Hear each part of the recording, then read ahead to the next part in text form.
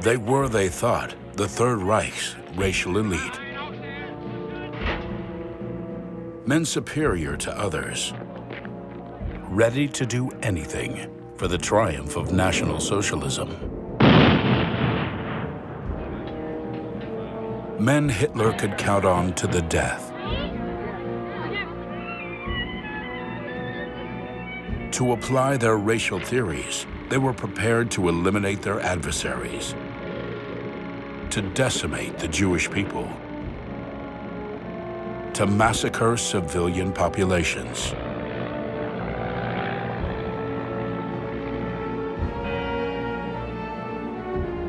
Over 70 years later, some of them are still living among us. One people, one Reich, one Führer. That was our motto.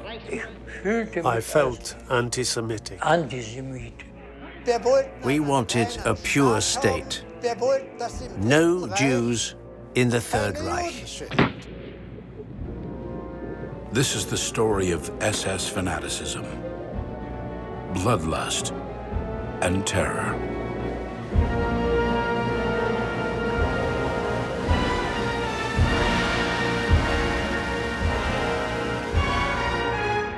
Told from the inside.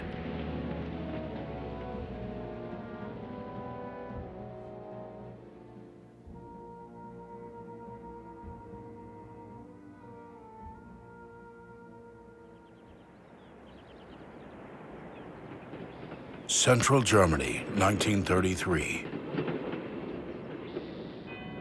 Hitler's been in power for several months. Here's one of the first movies shot by the SS. The Schutzstaffeln, or protection squadrons. Recognizable by the skulls on their cap and the lightning flash initials on their flags. They were not afraid of death, they said, neither inflicting it nor suffering it. All volunteers to join what, according to their criteria, was a grouping of superior Nazis.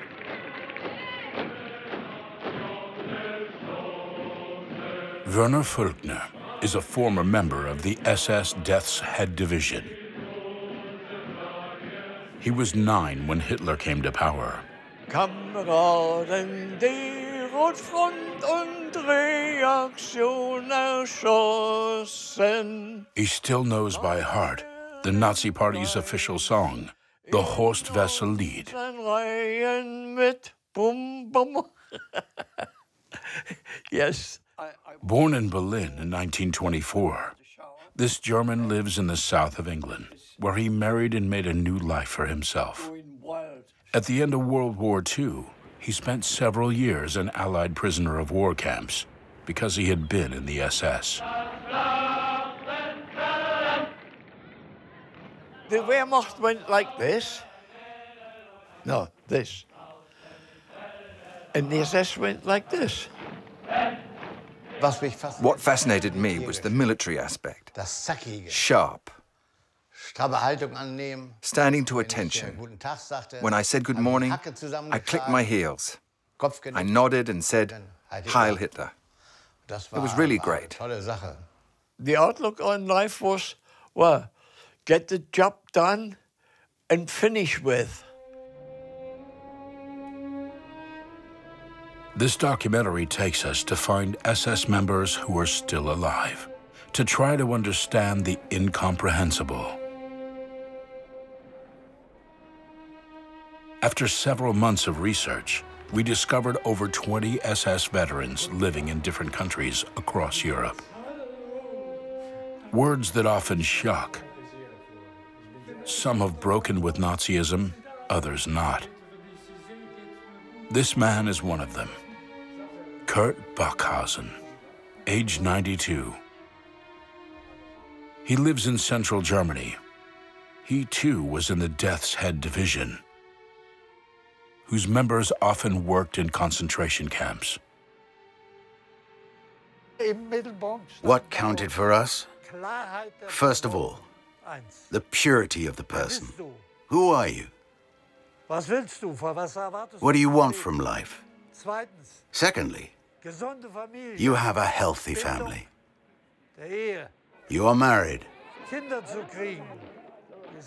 Having children is a gift of God, a guarantee of happiness. After that, there is the people. How did our ancestors live? What did they believe in? What has made real Germans of us? These were our fundamental values.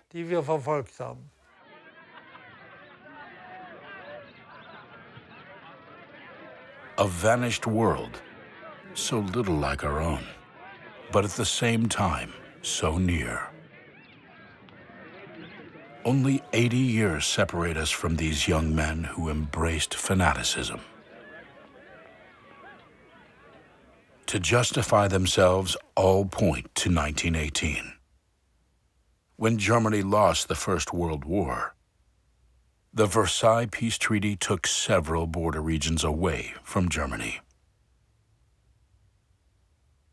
The Versailles Treaty was a humiliation for Germany, a supreme humiliation. On top of the perceived humiliation came the nightmare of 1920s Germany. Unemployment, poverty. In the years to come, when they looked to justify their crimes, the SS would often point to the tribulations of the 1920s. Nazism, they said, gave them back their dignity. They began to form ranks behind an Austrian World War I corporal, Adolf Hitler, a radical nationalist who promised them he would wipe out the shame. We were on our knees. We had been poor and miserable. And then suddenly, we were somebody again. Where this commitment would lead them, the SS didn't know. We were delighted with this change. What they did know was that their first targets would be the communists. Those anti-Germans, as they called them. They'd been fighting them in the streets since the end of the war. They accused them of betraying the nation and overthrowing the emperor with their 1918 revolution, while the German army carried on the fight against the Allies. Why did we have to fight them? Because they wanted to build a workers' state, with workers from every country, including America.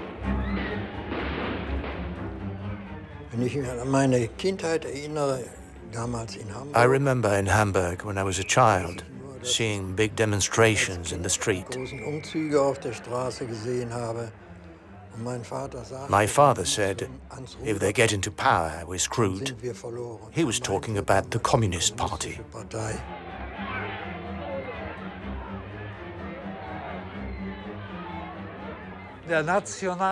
National Socialism was more social than communism,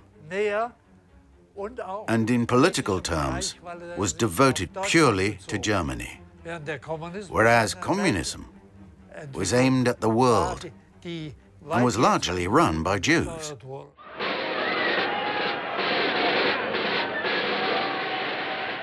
The abhorrent view that the Jews were the real enemy, worse than the communists, they said, was taking hold.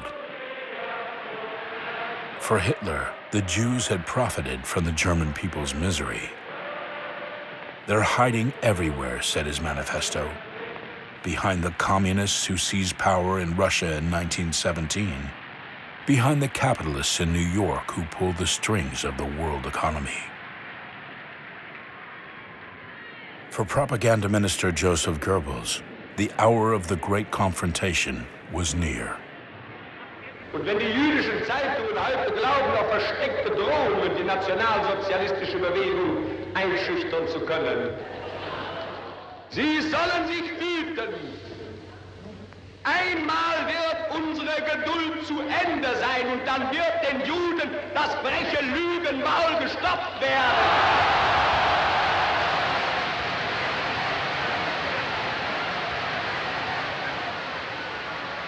It was a visceral, revengeful hatred, bottled up for too long, born out of 19th century racist theories. A sinister indication of what was to come. Look at the SS men here in the hall. It was they who, within less than 10 years, would take the leading role in assassinating Jews in their millions.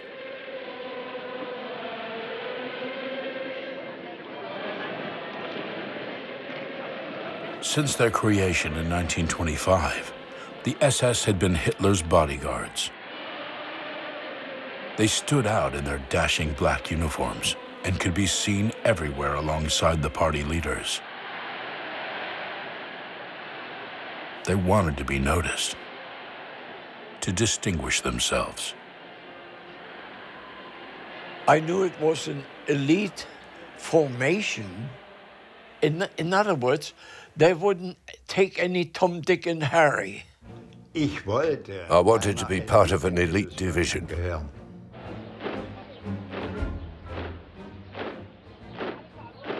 They were the new regime's shop window.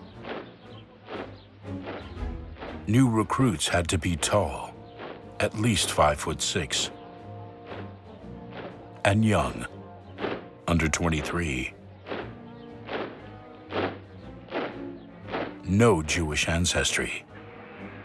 They had to provide genealogical details dating back to the 18th century. Strength, prestige, virility. In the Third Reich, if you want a successful career, if you want a successful life, you join the SS.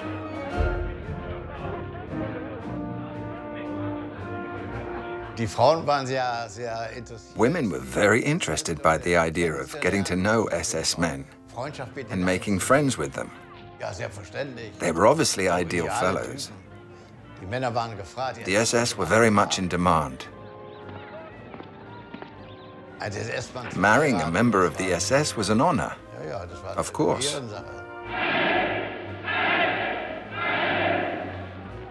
They were also known as the Black Order, a name that linked them to the Knights of the Middle Ages, when Germanic soldier monks colonized Eastern Europe. They were filled with grandiose ideas, that they were the new lords of Germany, entrusted with replacing the old aristocratic elite that had always run the country.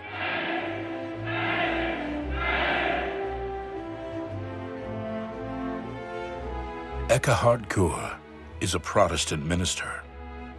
His SS unit, the Das Reich Division, committed numerous atrocities during the war. At the age of 17, he says, he joined the SS to defy his parents, who refused to allow a relationship with a young Catholic girl. There were images in Germany where you would see a young man sign up for the war for freedom, and he would kneel before his beloved, who would bless him. All of those emotions that I don't think we can understand or express today, they existed back then. Our motto, written on our belt buckles, was "My honor is my loyalty." It meant no cowardice when facing the enemy. The ideology that Himmler had drilled into us was, you are nothing, your people is everything.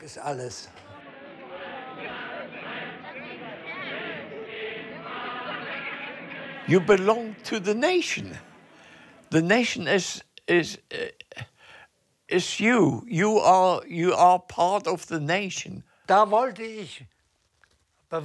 wanted to prove that I was ready to risk my life for that ideology.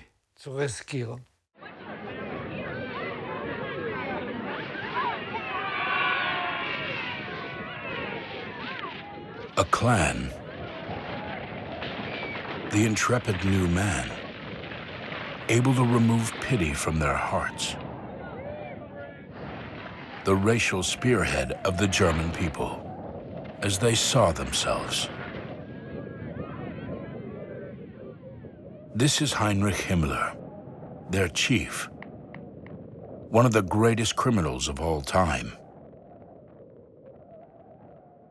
He was from Munich's cultivated middle classes, anti-Semitic, anti-communist, anti-Christian, one of the first Nazis, and one of the most ambitious.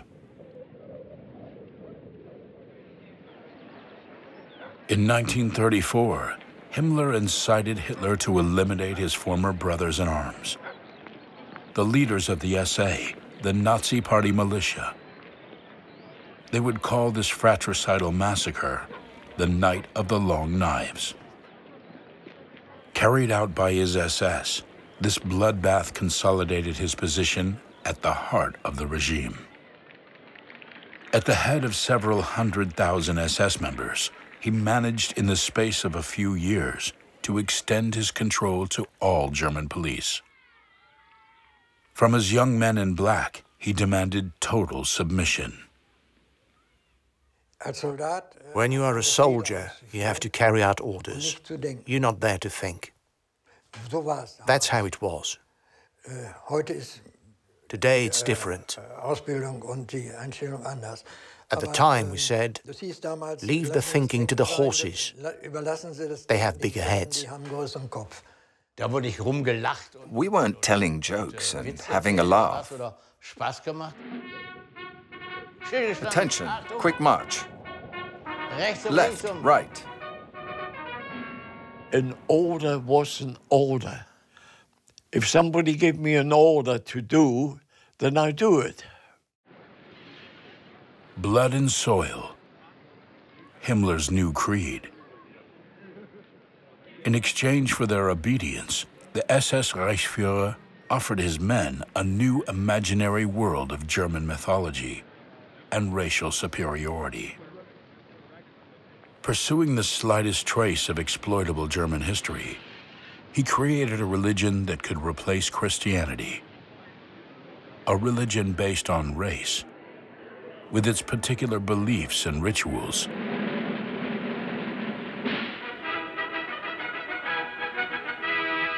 Here, a child's baptism with no priest. The minister is an SS officer, and the crucifix has been replaced by a portrait of Hitler. The atmosphere and the ceremonial mythology I found fascinating. I've never forgotten it.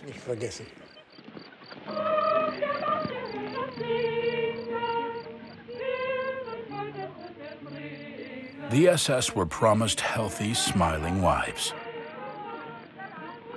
Before their weddings, the women were sent on courses to Nazi Party schools. Jeden Morgen 7 Uhr heißt es aufstehen. Auf dem Nachttisch natürlich sein Bild. The wedding plans had to be approved by the SS Racial Service. In devoting themselves to their husbands and to the procreation of future SS members, these women would be joining an order of knights and becoming Nazi combatants themselves. To rise in the ranks of the SS, a member had to be married by the age of 26, have his first child by 28, then another every 2 years, with at least 4 in all.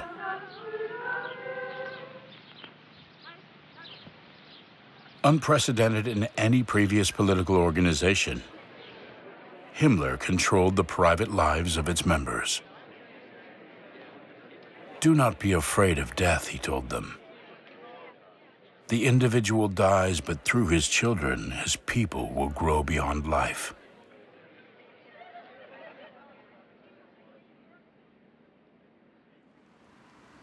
Most of the SS we've met were still children in the mid-30s. Raised in a totalitarian state, they were subjected to Hitler's propaganda. Some of the most extensive brainwashing of the 20th century. This man, Egon Kuhn, a left-wing activist and trade unionist in Hanover, is a former SS man from the Viking Division. His radicalization, now totally repudiated, began at infant school. The Nazis made sweets for children with swastikas on them. I was proud to eat those sweets. But I was even prouder when I was 5 years old, in school, and we'd go on walks or on visits, and I could wear my swastika armband. This was all drilled into us quite deliberately, to the point that in 1934, when I was 10, that state of mind, with the uniforms and the Hitler salute, was quite natural.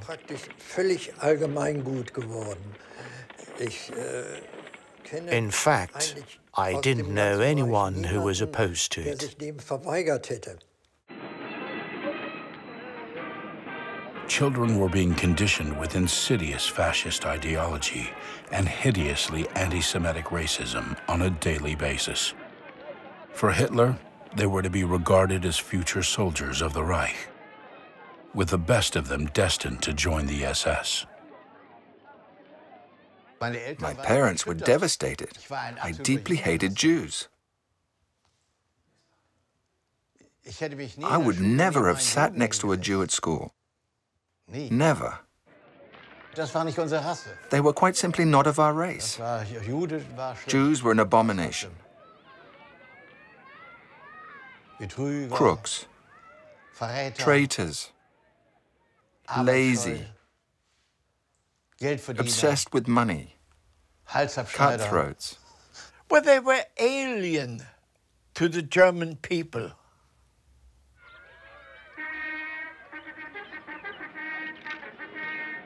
In the youth organizations, budding SS members were given military training from an early age. Like in Sparta and ancient Greece, the state educated the children. We used to like singing songs. The waves will close in on them. The world is at peace. It means the extermination of the Jews. They would be drowned, wiped out. At the time, the extermination of Jews was not on the agenda.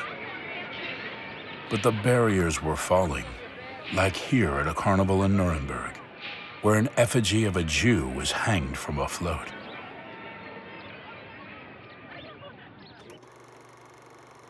Or in this vile racist propaganda film. Nach dem Kriege ergossen sich die Heuschreckenschwärme der Ostjuden über das deutsche Land. Sie trugen ihren zersetzenden Einfluss in die Kreise des deutschen Handels. Sie vergewaltigten auch die deutsche Kultur, zersetzten die Literatur, verunstalteten die Wissenschaft an den Hochschulen, verunglimpften die deutsche Kunst, machten sich die deutsche Presse hörig, beuteten den Bauer und Arbeiter aus auf allen Lebensgebieten. This twisted view of Germany as a victim of its Jewish communities ran so deep that it continues to warp the minds of some former SS men. Even today, their abhorrently racist views have not been diminished by time. I don't know if you would like it, when you have a very precise type of blood, to accept a race that is fundamentally different in its way of being, its religion, and its very conception of life. And that they would be as prevalent in society as true-blood Germans who were born here. This Austrian SS member never committed any crimes himself, he says. But on his shelves, like a shrine to Nazi bloodlust, are his old dagger and a cruel caricature of an East European Jew. They're still our enemies, he says, off camera. To avoid being sued, he uses a metaphor. When you have good apples and you mix them with pears, then you end up with neither apples nor pears. That's all. It was at the age of 14 that Herbert von Mildenberg saw Hitler for the first time.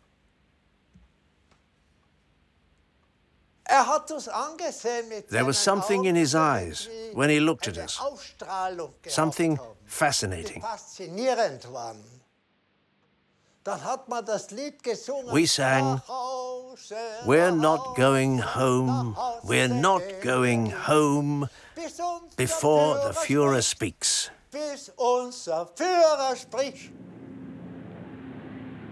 We were in heaven, like idiot football fans in a stadium today.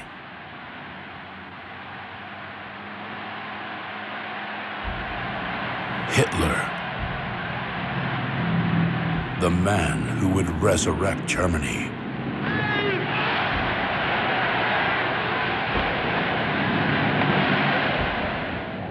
It was intoxicating.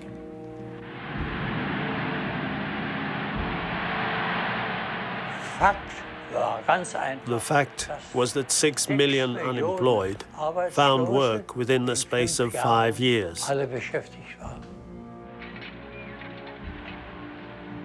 By increasing aid for workers, providing leisure activities previously reserved for the elite, and by funding massive rearmament and major building projects through the confiscation of Jewish assets and massive debt, Hitler bought the approval of the German people.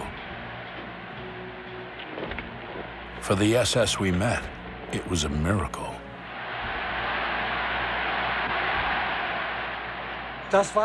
It was proof that Hitler had accomplished what he had promised.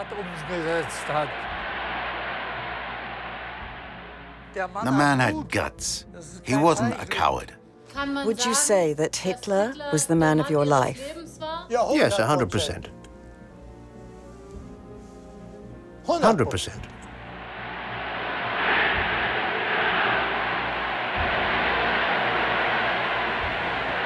SS fanaticism, born out of humiliation, fascination with a savior, and an unshakable feeling of superiority. In just a few years, this infernal spiral led Germany, the land of Goethe, Kant, and Beethoven, over the brink. An entire people faced oblivion.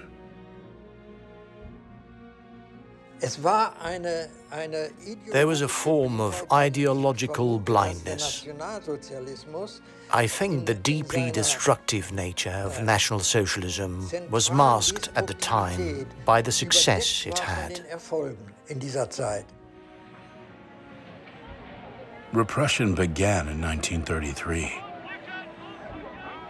Political opponents were isolated from the rest of society as a preventative measure, without trial.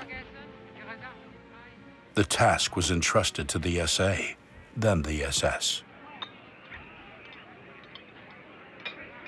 The pretext was the burning of the Reichstag, the German parliament. Hitler presented it as the beginning of a new communist revolution. The communists want to bring down the state, they were told. They were considered a danger to the community. Well, they were taken out of the community, and the community could get on with their lives. I myself noticed that the people who had previously expressed opposition at party meetings had now disappeared. Either the communists joined our movement, or they continued to oppose us and were sent to special camps, which were later called concentration camps. To the extent that there was almost no opposition in Germany. It just wasn't possible anymore. Herta Botha, from a modest family in northern Germany, is a former member of the SS. At the age of 21, she interrupted her nursing training to look for work. She was offered a job as a woman's prison guard. I had an appointment at the employment agency with a Mr. Bruschafer. He said, "Miss Botha, you're going to be a guard at a concentration camp." I said, "What's a concentration camp?" "It's a camp and you'll be guarding women." "Oh, I can't do that. If you refuse, you'll be sent to the camp yourself." My God, what could I do? So I went. They were not yet death camps, only internment camps. But the SS inflicted on the prisoners a regime of terror. They had to stay outdoors in both summer and winter. Among the ones standing in the cold, did some fall down? Yes, some fell down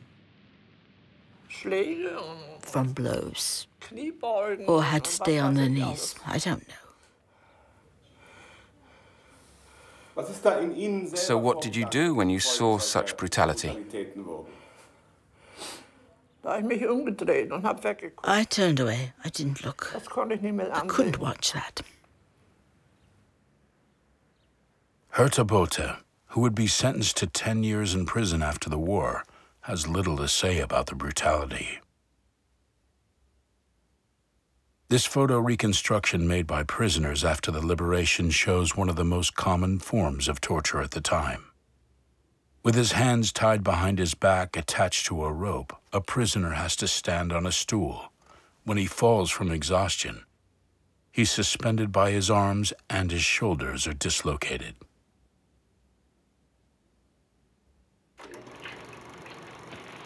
But who cared about torture? Public opinion saw the SS as bringing deviants back to the straight and narrow. These prisoners in striped uniforms were filmed close to the Dachau camp. The filmmaker, a baker who supplied the camp staff, owned various objects made by the prisoners, such as these candlesticks, this rocking horse, and these beds. He filmed his friends, including SS camp officers. This is the swimming pool where guards could relax after work.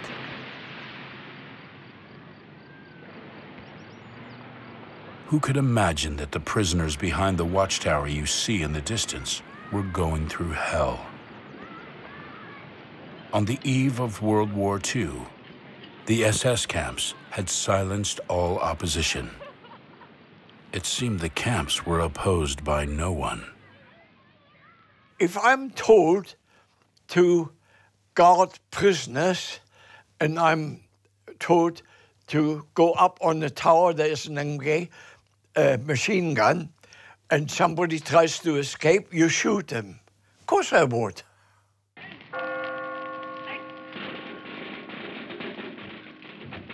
November 9th, 1938. The Feldherrnhalle in Munich. Less than a year before the start of World War II and the beginning of the carnage.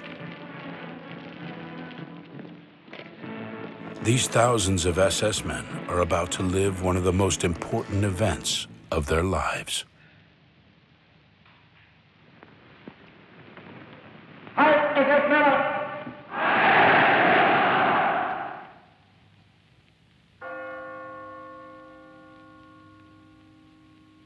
Among them, Eberhard Hedder, a future captain in the Viking division. The square was packed. Stands were filled with spectators on the right and left. The oath ceremony began at midnight. I saw Hitler arrive, very solemn. And then, men of the SS, recite your oath. Ich schwöre dir, Hitler,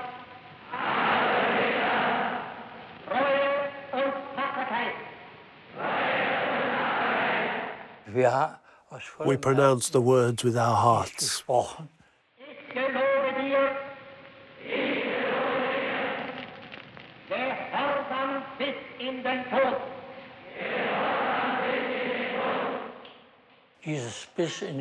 The phrase "to the death" was a shock, of course. Loyalty to that degree, that's going too far.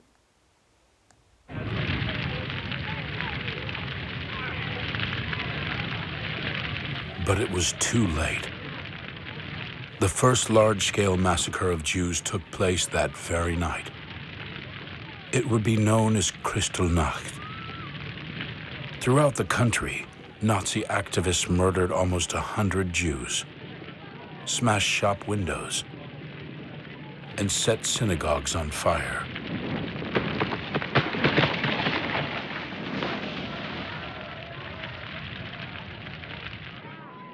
These home movies show firemen arriving at a fire and SS men at the bottom of the frame, smiling and preventing them from putting it out. Himmler had given the order to let the synagogues burn without setting fire to the German buildings, as he called them.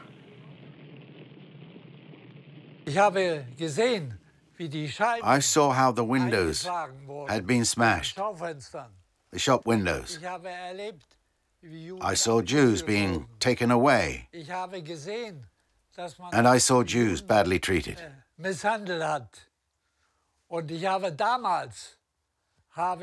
At that time, I didn't understand why. I felt anti-Semitic, yes, but not in the sense that people give the word today, which implies the extermination of the Jews.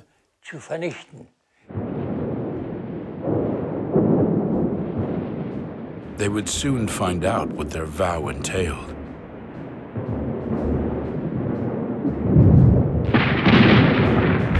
In September 1939, Hitler attacked Poland, starting the Second World War.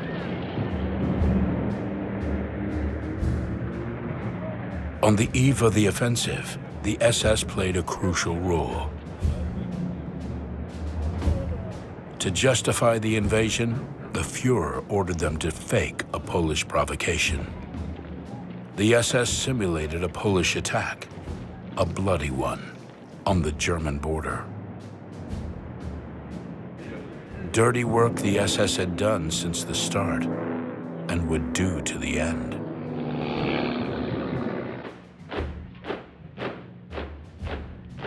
The SS also took part in the fighting alongside the regular army, the Wehrmacht. If the SS sacrificed itself on the front line, paying with its blood, explained their leaders, it would have the moral right to lead the repression in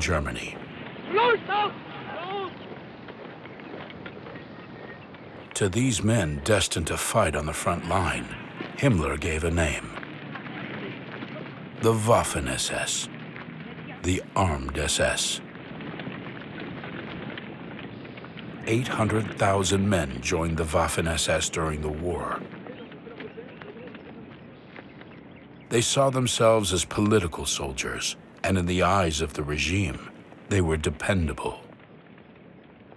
Hitler could count on them in the event of trouble, at home or abroad.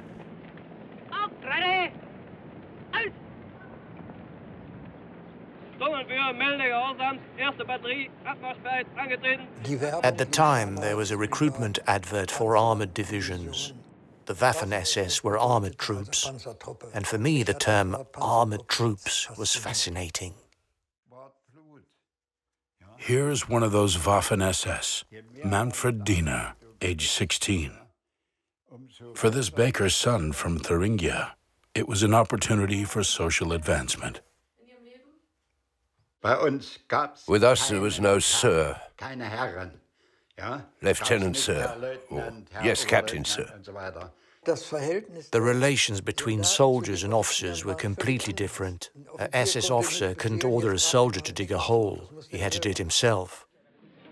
And there was also the fact that, at school, the ones who volunteered during their penultimate school year graduated without having to sit their exams. In other Wehrmacht units, you needed your exams to be an officer. The Waffen-SS made an exception. Even if, like me, you only had a basic school certificate, you could become an officer.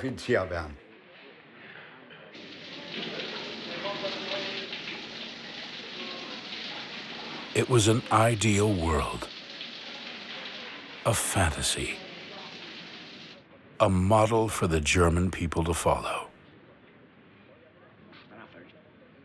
In reality, these men were no longer their own masters. With a tattoo of their blood group indelibly marked under their left arm, they had become someone else.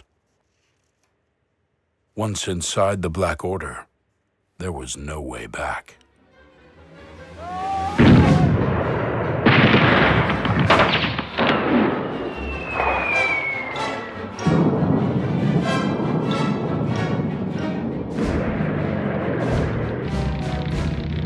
Here they are again.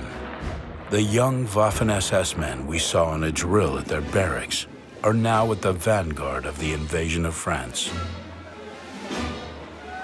As in Poland, SS soldiers committed war crimes.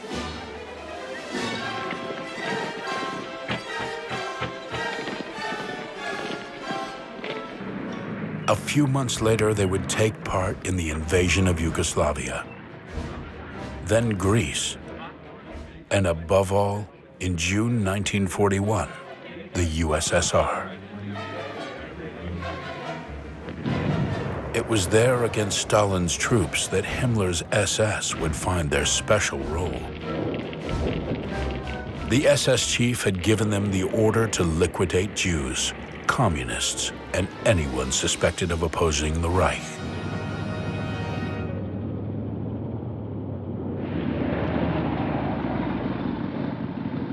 For the men in black, the ultimate horror of genocide would be their legacy.